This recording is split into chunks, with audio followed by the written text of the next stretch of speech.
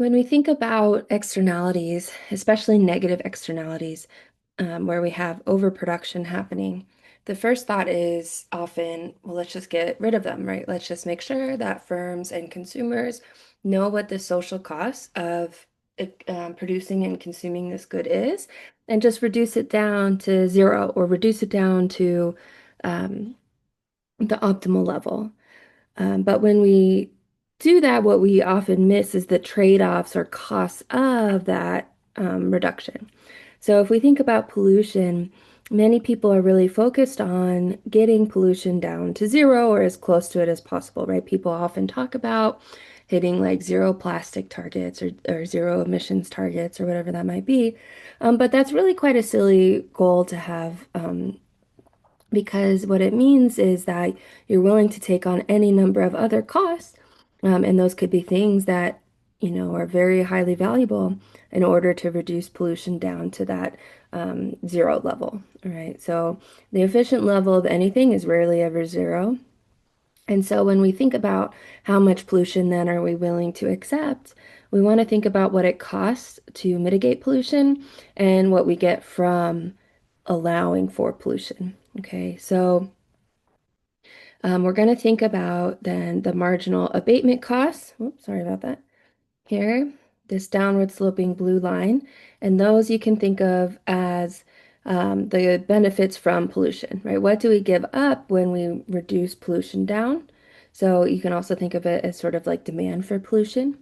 And then we also want to think about the marginal cost of pollution. What do we incur cost-wise when we have pollution increasing? Okay, so as pollution rises, we see the cost of it increasing. And as pollution goes up, right, the marginal benefit of that pollution falls. All right, so you can think of these as sort of roughly the supply of pollution and the demand for pollution. Okay, so just definitionally, our efficient level of pollution is going to be where these two curves intersect. There will be a price that we can, in theory, identify and efficient quantity as well. But when we consider this trade-off, we really want to sort of nail down what we're choosing. So when it comes to the marginal benefit of pollution, this is going to be anything that we get as a byproduct. So, for instance, generating electricity has produces pollution, and so as a byproduct of polluting more, we get more electricity, right? Or we get more of a certain good or service because we are accepting of that pollution that comes along with it. The costs of pollution are going to be things like the health impact, the climate impact, maybe like visibility. You can't see the Los Angeles, say, skyline as well with the pollution.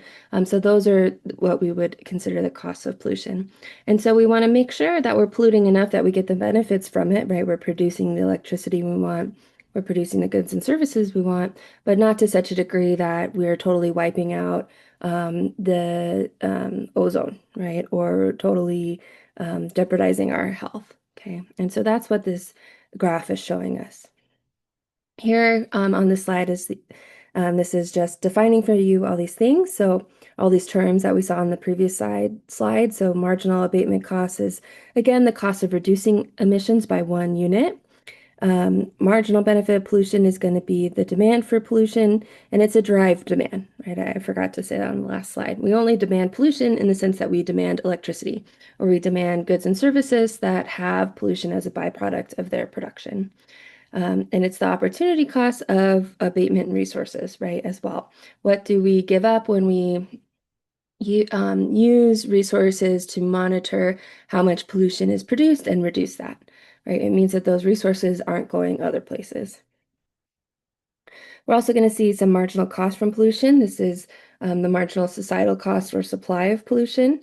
And again, like I mentioned before, it's just any of those negative effects that are going to come as pollution is there and as it increases.